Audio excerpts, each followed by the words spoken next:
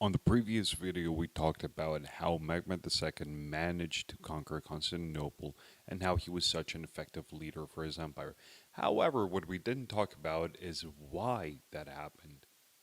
In the Ottoman Empire, the line of succession was based on primogeniture, much like in the West, but unlike the West, it was something more like a suggestion than an absolute rule. The throne was typically inherited by male heirs of the reigning sultan, with the eldest son usually being favored, but this was not a strict rule, as other sons could also be considered, especially if the eldest was deemed unfit.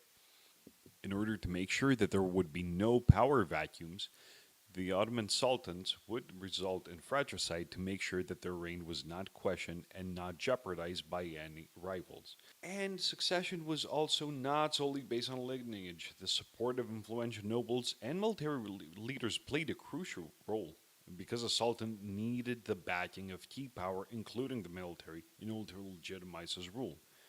And also, the harem played a major role. It was very common for mothers of potential heirs that were not the main wife of the sultan to groom their sons to become the next sultan.